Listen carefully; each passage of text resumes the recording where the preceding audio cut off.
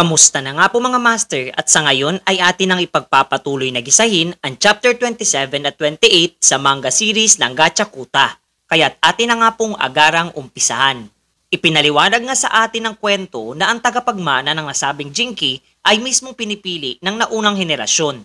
Wala nga daw silang ideya kung papaano at ano ang kriteria ng kanilang pagpili sa mga ito na silang otomatikong nagiging isang Charmcaster. Ang batang ito nga raw ay nagngangalang Remlin T-Sark na siyang napili bilang susunod na Charmcaster. Ayon pa nga dito sa mayor na ang panghawakan ang nasabing Jinki ay isang malaking karangalan sa sino mang mapipili. Subalit ang problema nga daw ay lubang napakabata pa ng nasabing babae para gampanan ang nasabing tungkulin.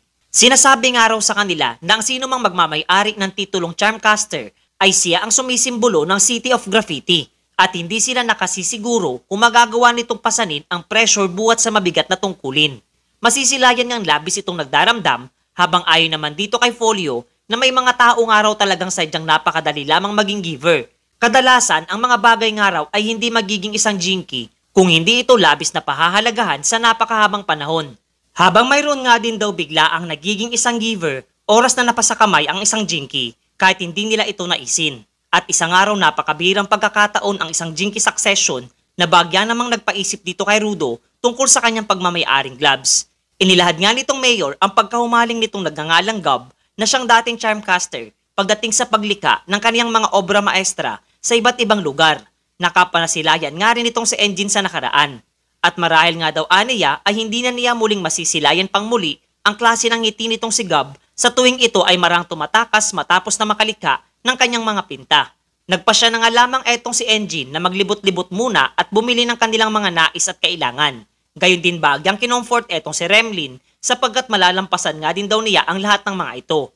Ngunit do'y bigla na nga lamang itong napasigaw na talagang ipinagtaka nitong si Boy Payong kasabay ng pagsasaad ng ganoon nga daw dapat. Hindi niya kinakailangang magmukmuk na lamang sa isang tabi at masayang isinaad na isang araw itong pista. Kasabay ng bigla ang pagkuha nitong paintbrush mula sa kamay ng mayor at nagmamadaling tumakbo papalabas ng nasabing silid habang naiwang tulala ang lahat ng mga naroroon. Pagkatapos noon ay inilipat nga ang eksena sa rooftop na bahagi ng gusali at ating masisilayan etong si Remlin na isinasaad na totoong masakit nga raw at mahirap para sa kanya ang pagpanaw nitong si Gob. Subalit malamang nga raw na hindi ito magiging masaya sa kabilang buhay kung kaniyang masisilayan ang lahat ay umiiyak. Kasabay nga noon ay kanyang tuluyang inactivate ang kanyang abilidad sa nasabing paintbrush na tuluyang naging isang Jinki at kapalumika ng isang kakaibang liwanag na ikinamangha nitong si Naruto. Sa mga oras ngang iyon ay makikita nating nag-iba na ang kanyuan ng nasabing paintbrush at mabilis nga itong ginamit ni Remlin upang lumikha ng kataga sa lapag. At ang lahat ng mga spray paint na naroroon ay tila ba naging mga fireworks sa kalangitan na talagang pumukaw sa lahat ng mga kapwa niya mahilig magpintang mamamayan ng nasabing lungsod. Isinaad nga nitong batang babae na oras na upang sila ay masayang magpinta at masayang magdalamhati buhat sa pagpanaw nitong si Gob. Habang sa kaniyang mga nasisilayan nga ay muli lamang naalala nitong si Rudo ang mga panahon noong kaniya pang kasama etong si Recto. Samantalang ang naging payag at aksyong isinagawa nitong si Remlin ay kapwa nga masayang tinugon ng lahat ng mga mamamayang naroroon. Eto ngang mayor ay bagyang natutuwa sa mga nangyayari at nasambit na mukhang ang pakay nila sa nasabing lugar ay hindi na rin magtatagal pa. At kanilang makukuha, buhat ng itong araw ang Canvas Town na siyang bayan ng kasiyahan at kalayaan mga master. Pagkatapos ng konting fireworks na ipinamalas ni Remlin, ay ipinakita naman etong si Rudo na bahagyang nakapikit at may mga kakatuwang guhit sa kanyang pagmumuka. Habang nagtanong nga etong batang babae kung saan at ano ang nais niyang iguhit para sa kanya.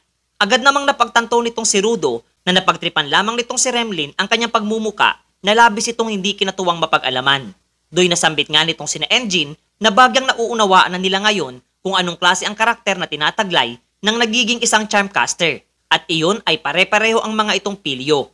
Makalipas pa nga ang ilang saglit matapos na muling linisan at punasan nitong ating pangunahing tauhan ang kanyang pinagtripang pagmumuka ay seryosong isinaad nitong si Remlin na kinakailangan muna niyang humingi ng permiso sa iba bago niya tuluyang simulan ang pagguhit at isa nga daw ito sa kanyang nakaugalian tuwing gumagawa siya ng kanyang pinta. Pasimple namang nag-uusap etong mayor at si Engine sa isang tabi na literal nga daw na magkakatulad ang ugali at abilidad ng mga napipiling Charmcaster sa bawat henerasyon.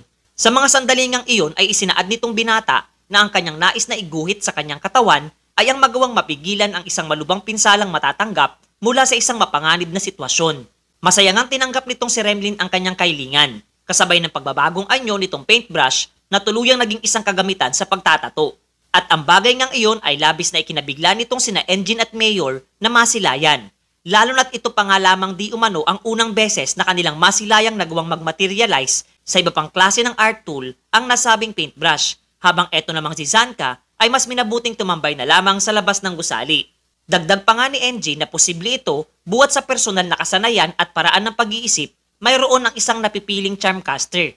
Likas nga daw ang pagkamalikain ng mga ito na talagang naghahangad ng kalayaan at ang kanilang mga ipinipinta mula sa klase ng mga kulay, bagay at alinmang mga simbolo. Gayunpaman, kahit gaano pa kalalim ang pangunawang tinataglay nitong Mayor at ni Boy Payong, ay pareho lamang ang mga itong sumakit ang ulo sa bagay na di nila maintindihan. Kung kaya't napagpasyaan na lamang nitong si Remlin na upang hindi na nga raw maging komplikado pa ang lahat, ay kaniya na lamang natanong kung maaari daw bang guhitan na lamang ng graffiti ang katawan nitong binata na magiging simbolo ng kanyang lucky charm, na muli nga lamang ikinadismayang marinig nitong tatlo sapagkat malamang araw ay walang kwentang simbolo na naman ang ilalagay nito.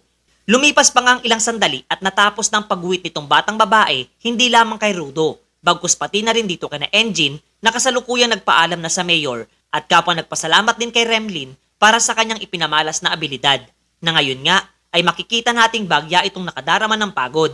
Do'y muli ngang napuna nitong si Naruto etong dalawang lalaking kanina pa hindi magawang makapasok sa loob ng Canvas Town. At ang mga ito ay labis na nabigla noong kanilang masilayan ang paintbrush na nasa pangangalaga na nitong batang babae. Payag pa nga nila na hindi nararapat etong si Remlin na magmay-ari ng nasabing Jinky at nakatitiyak silang may iba pang higit na karapat-dapat kumpara sa kanya. Mayabang pa nga ang isa sa mga ito na isinaad ang kanyang pinanghahawakang karangalan, na isang tanda kung bakit siyang araw ang dapat na maging tagapagmana ng Charmcaster, at binigyang diin na nakatitiyak siyang mas mahusay siyang artist kumpara dito sa aniya ay isa lamang uhuging bata.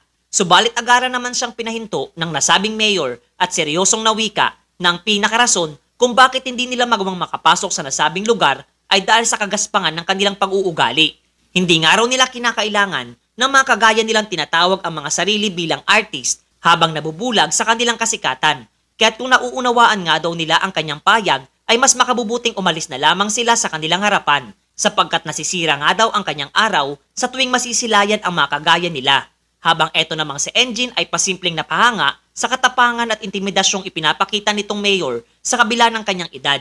Makalipas ang ilang sandali, ay ating makikita na nagpaalam na etong si Engine dito sa Mayor, habang etong si Rudo ay kapwa nagpasalamat kina Remlin mula sa tulong nitong ipinagkaloob sa kanila. Masaya naman itong tinanggap ng batang babae at ipinahayag na tatahakin din nila ang opisina ng mga janitors sa mga susunod pang panahon, kasabay ng tuluyan ng ang pag-alis itong grupo ng mga janitors sa Canvas Town. Do'y nagtanong nga etong si Rudo kung muli na silang babalik sa kanilang headquarters, na sinang-ayun na naman itong si Engine. Subalit ayon pa nga sa kanya na bago nga raw sila tuluyang umuwi, ay may bagay nga daw silang gagawin na may kaugnayan sa hilig nitong binata. Naguguluhan nga siya kung kaya't ipinaliwanag nitong si Boy Payong na ito ay ang pangungulekta ng mga basura. Maya-maya ay tumigil nga ang kanilang grupo sa isang sirang gusali, habang ayon pa kay Engine na maaari nga daw manguha etong binata ng ilang mga sirang kagamitan na posibleng makatulong sa kaniya oras na isinagawa na nila ang pagtahak sa Forbidden Zone. Agad nga itong kumilos at hindi na pinakinggan pa ang mga naging pahayag ni Boy Payong, habang makikitang para itong baliw na mabilis na nahalukay ang bundok ng mga sirang kagamitang naroroon. Samantalang sa mga sandaling nakatuon ng atensyon nitong si Rudo sa pangungulekta ng mga basura, ay makikita naman natin ang isang sirang telebisyon na biglang gumana at kapwa ay pinakita ang isang panibagong misteryosong individual na binuksan ang kanyang palad na tila ba hinihikayat etong binata, mga master.